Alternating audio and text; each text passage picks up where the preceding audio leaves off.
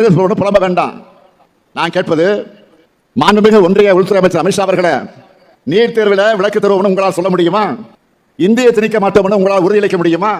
தமிழ்நாட்டுக்கு இவ்வளவு சிறப்பு நிதியை கொடுத்திருக்கிறோம்னு பட்டியல் போட முடியுமா? தொகுதி மறுசீரமைப்பால தமிழ்நாட்டோட பிரதிநிதித்துவம் குறையாதுன்னு வாக்குறுதி கொடுக்க முடியுமா? நாங்க செய்யறது திசை திருப்பல்னா இதுக்கெல்லாம் தெளிவான பதில தமிழ்நாட்டு மக்களுக்கு ஏன் நீங்க கொடுக்கல? அடுத்து கொஞ்ச நாளைக்கு முன்னாடி தமிழ்நாட்டுக்கு நம்முடைய மாண்புமிகு பிரதமர் அவர்கள் வந்தார்கள். ராமேஸ்வரத்துக்கு வந்தார்கள், ராமநாதபுரம் மாவட்டத்துக்கு வந்தார்கள், பாலத்தை திறந்து வைக்க வந்தார்கள். வரட்டும், அதை நாங்கள் விமர்சிக்க விரும்பல. ஆனால் என்ன பேசிட்டு போனாங்க? எவ்வளவு கொடுத்தாலும் இங்கே அழுகுறாங்க, எவ்வளவு நிதி கொடுத்தாலும் நம்ம அழுகுறோமா அப்படின்னு பேசிட்டு போயிருக்காரு. நான் மிகுந்த அடக்கத்தோடு மரியாதையோடு மாண்புமிகு பிரதமருக்கு நினைவுபடுத்த விரும்புவது, ஒன்றிய அரசிடம் கையேந்தி நிற்க மாநிலங்கள் பிச்சைக்காரர்களான்னு யாரு நீங்க கேட்டது, நீங்க சொன்னது. அதனால தான் நினைவுபடுத்துறேன். குஜராத் முதலமைச்சராக மோடி அவர்கள் இருந்தப்போ நீங்க பேசுறது என்ன? குஜராத் மாநிலத்தினுடைய முதலமைச்சர் இருந்தப்போ ஆளுநர்கள் மூலமாக தனி ராஜாங்கம் பண்றாங்க. யாரு? மோடி பேசுறாரு. இப்போ குஜராத் முதலமைச்சராக இருந்தப்போ எதிர்க்கட்சி ஆளும் மாநிலங்களுக்கு ஒன்றிய அரசு நிதி வழங்குறத பாரபட்சம் காட்டுதுன்னு புகார் சொன்னார். யாரு? மோடி அவர்கள். இப்போ நாங்க கேட்டா மட்டும் அழுறாங்கன்னு சொல்றது எந்த வகையில் நியாயம்? நான் கேட்பது அழுகை அல்ல, அது தமிழ்நாட்டினுடைய உரிமை. நான் அழுது புலம்பரணும் இல்ல, ஊர்ந்து போய் யார் காலையும் விடறணும் இல்ல. உறவுக்கு கை கொடுப்போம், உரிமைக்கு குரல் கொடுப்போம். யார் கற்றுக் கொடுத்தா? நமக்கு யார் சொல்லிக் கொடுத்தா? நம்முடைய தலைவர் கலைஞர். இதைத்தான் நான் சட்டமன்றத்தில் சொன்னேன். ஒரு தாய்க்கு தன் குழந்தைக்கு என்ன தேவைன்னு தெரியும்.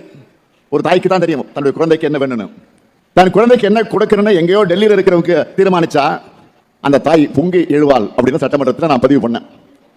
ஒன்றிய பாஜக அரசு எல்லா வகையிலும் நமக்கு தடை ஏற்படுத்துறாங்க. எப்படியெல்லாம் தமிழ்நாட்டு வளர்ச்சிக்கு குறைச்சல் கொடுக்க முடியும்னு யோசிச்சு எல்லா அருவத்திலையும் அதை பண்ணிட்டு இருக்கிறாங்க. ஆனா எல்லாத்தையும் மீறி ஒன்றிய அரசே வெளியிடக்கூடிய எல்லா தரவரிசையும் எல்லா புள்ளி விவரங்களையும் நம்ம தமிழ்நாடு தான் முதன்மை இடத்தை மீண்டும் மீண்டும் பிடிச்சிட்டு இருக்கு. இதுக்கு காரணம் என்ன? நம்முடைய திறமையான நிர்வாகம். இத்தனை இடர்பாடுகளை நீங்க உருவாக்கும் போதே நாங்கள் இவ்வளவு சிறப்பாக செயல்படுறோம்னா, எங்களை வஞ்சிக்காம தமிழ்நாட்டுக்கு நியாயமா கிடைக்க வேண்டிய நிதியை கொடுத்தா, எங்க உரிமைகளை தடையிடாம இருந்தா எங்களால் இன்னும் பல மடங்கு சிறப்பாக செயல்பட முடியும். செய்யலன்னா நீங்க ஏற்படுத்துகிற தடைகளை எல்லாம் ஒவ்வொன்றா சட்டபூர்வமாக உடைச்செறிவோம். அது மட்டுமல்ல, தமிழ்நாட்டை எல்லா துறைகளிலும் நம்பர் 1 மாநிலமாக மாற்றுவதற்கு நாங்கள் உழைச்சு கொண்டே தான் இருப்போம். தமிழ்நாடு போராடும், தமிழ்நாடு வெல்லும். விடைபெறுகிறேன். நன்றி, வணக்கம். நான் அழுது புலம்பரணும் இல்ல, ஊர்ந்து போய் யார் காலையும் விடறணும் இல்ல. ஒன்றிய உள்துறை அமைச்சர் அமித்ஷா அவர்கள் சொல்றாரு, நாங்க 2026 நாங்க தான் ஆட்சி அமைப்போம் நாடாளுமன்றத்தில் பேசுறாரு. தமிழ்நாட்டுக்கு வந்து அதையே சொல்லிட்டு போயிருக்காரு. நான் அவருக்கு சவாலா ஒன்று சொல்லிக்க விரும்புறேன். டெல்லியின் ஆளுகைக்கு தமிழ்நாடு என்றைக்குமே அடிபணியாது. அப்படி ஒரு தனி குணம், ஒரு தனித்தன்மை கொண்டவங்க நாங்க. மற்ற மாநிலங்களில் போய் அங்க உள்ள கட்சிகளை உடைச்சு ரைடு மூலமா மிரட்டி ஆட்சி அமைக்கிற உங்க ஃபார்முலா எங்க தமிழ்நாட்டில் வேலைக்காகாது. நீங்க ஏமாற வேண்டாம். 2026 திராவிட மாடல் ஆட்சி தான். எங்க தமிழ்நாடு எப்பவுமே டெல்லிக்கு அவுட் ஆஃப் கண்ட்ரோல் தான். இங்க இருக்கக்கூடிய சில மிரட்டி கூட்டணி வச்சுட்டு நீங்க ஜெயிக்க முடியுமா? உங்க பரிவாரங்கள் எல்லோரையும் சேர்த்துக்கிட்டு வாங்க, நீங்க ஒரு கை பார்ப்போம். இங்க நீங்க தன்மானமும் தமிழ் இனமானமும் இல்லாத கொத்தடிமை துரோக கூட்டணியை சேர்ந்து தமிழ்நாட்டு ஆளு நினைக்கிறீங்க. நீங்க கொஞ்சம் வரலாற்று எடுத்து பாருங்க. சுயமரியாதையும் மானம் வீரம் விவேகம் நல்லிணக்கம் உள்ள மண் எங்கள் தமிழ் மண். ஆதிக்கத்தையும் ஆக்கிரமிப்பையும் எந்த காலத்திலும் அனுமதிக்காத மானமுள்ள மண் இந்த தமிழ் மண். தேர்தலுக்குள்ள அடுத்த ஓராண்டு நீங்க எப்படியெல்லாம் ஏவல் அமைப்புகளை வச்சு மிரட்டுவீங்கன்னு எங்களுக்கு தெரியும். ஏன் நாட்டு மக்களுக்கு நல்லாவே தெரியும். நாங்க இந்த உருட்டல் மிரட்டலுக்கெல்லாம் அடிபடுகிற அடிமைகள் அல்ல. அமித்ஷா இல்ல, எந்த சாதாரண சார் எங்களை ஆள முடியாது. இது தமிழ்நாடு. இந்த முத்துவேல் கருணாநிதி ஸ்டாலின் இருக்கு வரை உங்க திட்டம் பலிக்காது. ஆனா தமிழ்நாட்டில் இருக்கிற சில எதிர்கட்சிகள் பொறுப்பான எதிர்கட்சிகளாக நடந்துக்காம தமிழ்நாட்டுக்கு எதிரி கட்சிகள் மாதிரி செயல்படுறாங்க. அவங்க எண்ணம் என்ன? தமிழ்நாட்டுக்கும் தமிழ்நாட்டு மக்களுக்கும் துரோகம் இழைக்கக்கூடிய கூட்டத்தோடு உறவாடி தமிழ்நாட்டை அடகு வைக்கணும். இதுதான் அந்த சந்தர்ப்பவாதிகளோட ஒரே எண்ணமா இருக்கு.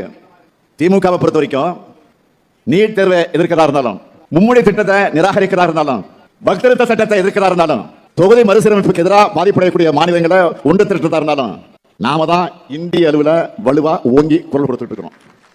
மாநில உரிமையுடைய அகில இந்திய முகமா திமுக தான் இருக்கு.